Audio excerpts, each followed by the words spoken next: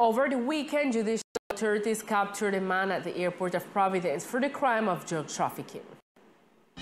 The National Police achieved the capture and confiscation of 13 kilos of cocaine at the airport of Providence. It is noteworthy that the captured man and the narcotic were placed at the disposal of a judge of control of guarantees, who legalized his capture for the crime of trafficking, manufacturing, or carrying of narcotics. Preliminary, it has been reported that during the hearing of the defendant, the confiscation of the mobile cellular equipment was also legalized. Presumably, the defendant did not accept the charges brought by the prosecution. Therefore, the judge of control of guarantees imposed a security measure in an incarceration facility. As of the closing of this broadcast, the authorities have not issued an official pronouncement on this capture. Teleislas news will be attentive to the pronouncement of the judicial entity.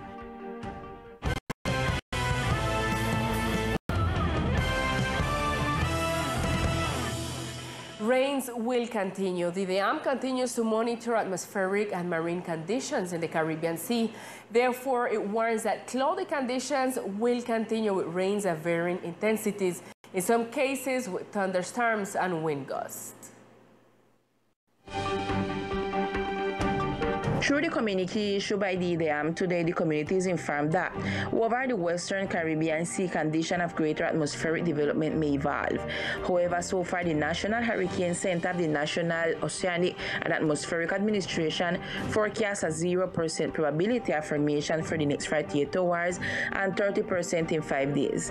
According to the transit of tropical waves over the sea for the archipelago of San Andres, Providence, and Santa Catalina and the Keys in the next 72 hours, cloudy conditions are estimated with a probability of rains of varied intensity and in some cases with electrical activity, with predominant winds for the east with intensities between 10 and 20 knots and swell height between 2 and 3 meters. The dam will continue to monitor and report any change of strengthening or weakening, although there is currently no possibility of direct effects on the archipelago of San Andres, Providence, and Santa Catalina and the Keys. In the communique, the dam also has some recommendations among there are.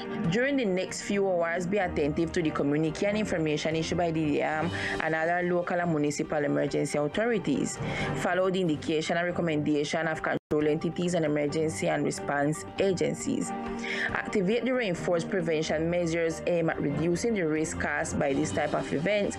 Both the National Unit for Disaster Risk Management and the departmental and municipal councils of the Caribbean regions, as well as the archipelago of San Andres, Providence, and Santa Catalina and the Keys, so that together with the communities, the necessary measures are taken in order to avoid the loss of human lives and material goods. More than 300 recipients from San Andres, Providence, and Santa Catalina are beneficiaries of the valued added tax refund payments, which will end on June 15. Likewise, the Social Prosperity Office announces that the payment of the Colombia Mayor program will end also. Until next Wednesday, June 15, there will be the monetary transfer of the tax refund for this year payment cycle. Those interest will only approach the points of superheroes with your ID and you can make the collection. It is of vital importance to remember that if you collect for 3 months, this initiative may not continue to be a beneficiary of the program. For people who are not on the island but are beneficiaries of this program, the Director of Social Prosperity in San Andres offers options for the transfer of their payment. There have been problems with people who are not on the island. People can then make the transfer of the money in the facilities of the Office of Families in Action or at the departmental government, filling out the form. In the same way, the director also talks about the payment of the process of Colombia Mayor. Likewise, I would like to take this opportunity to inform you that tomorrow the payment of the Adulto Mayor program closes for our grandparents who have this incentive so that they can come and make their withdrawal. Let's remember that of economic support for the poorest households, the national government advanced programs such as the tax refund scheme that consists of lower income families receiving resources that will alleviate the impact of tax of consumption of products and services of the vulnerable people. And in order to prevent the presence of cavities in children on the island, the Ministry of Health will conduct an oral health clinic in the island. The Ministry of Health, through the strategy I Am a Smiling Generation, will conduct in the department a new session on fluoride varnish directed to the insular community. Bueno, la Secretaría de Salud invita a toda la comunidad a... The Health Secretariat invites the entire community to participate this coming June 17 and 18 in the session on the application of fluoride varnish that will be taking place at the health promotion entities. Therefore, if you are a user of Sanitas Health Services, you should go Credit Dent Clinic in the Aniro building on the 4th floor from 8 a.m. to 12 noon and from 2 to 6 in the afternoon. Users of Nueva EPS should go to the departmental hospital or the health post on the hill during the same hours. Remember that it is for children between 1 and 17 years of age. With this incentive, the national and departmental government seeks to reduce and prevent tooth decay in all children and adolescents in the department. The Register Office in the department has already announced what the Creole electoral card will look like for the second round. The invitation is extended to all interested community to ask for their polling card in Creole at the time of approaching their polling station. On the screen, we show a sample of what the polling or electoral card looks like.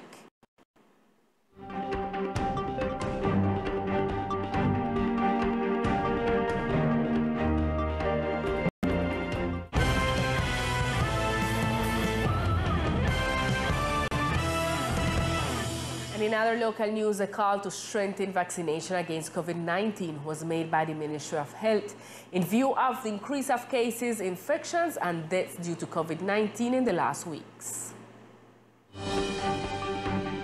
The director detailed in the progress of the national vaccination plan. In the first and single doses, 83% is already registered, which means that 42 million people have already started their schemes, and of those, 36 million people have received their second doses in Colombia. In this sense, the official emphasized that all those who have not started or completed our schemes are in time to do so, since we must seek the protection of the entire population in the national territory. Let's remember that at least we have said that the ceiling is 70%, and from now on we have to make an effort so that those people who came to apply a dose complete their scheme. It is not understandable how a person comes to where we have the registry and we are not calling them. We call on the health promotion agencies to cross-check those who have applied a second dose and those who have not come forward to receive the second dose. The vaccination has not ended, and in the last week it remains stable, which means that there are relaxation with only 32,000 doses that applied this week, said the director. So he asked the population and health authorities to strengthen immunization since there has been an increase in infections throughout the territory.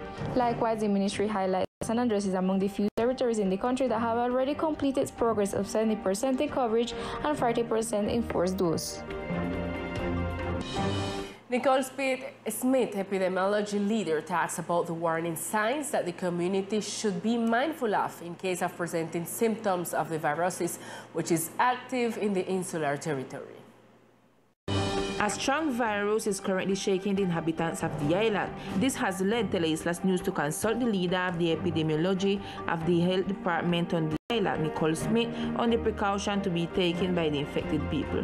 The main symptoms of the virus are headache, nasal congestion, sore throat, fever, diarrhea, vomiting. Also, you have to take into account the climate. The climate changes and the phenomenon known as El Niño, which we are currently experiencing, and also because we have been isolated for almost 2 years without exposure to viruses is what is causing us to be susceptible to the virus attacking us in this way. Nicole Smith recommends not to neglect biosecurity measures such as hand washing and disinfection, preventive isolation, use of masks, and consider isolating yourself and family members who have symptoms. Smith stated that it is not necessarily COVID, as there are people who have been tested and are negative, but the community should be on alert if they have close contact with someone who has tested positive for COVID-19. She also recommended the following. When to consult? Consult when we have a fever over 38 degrees. A lot of respiratory distress and we see that the ribs begin to show. In these cases, we can consult our health promotion agencies or the emergency room. According to the epidemiology leader, it is extremely important not to self-medicate or self-medicate your children. The best thing to do is to constantly hydrate yourself with water, rather drink rooms, isolation, and hand washing. She also emphasizes if the fever lasts more than 3 days, you should go to the hospital. With this, we reach to the end of our broadcast. We see you tomorrow at 1 p.m. with more of Teleislas News. Good night.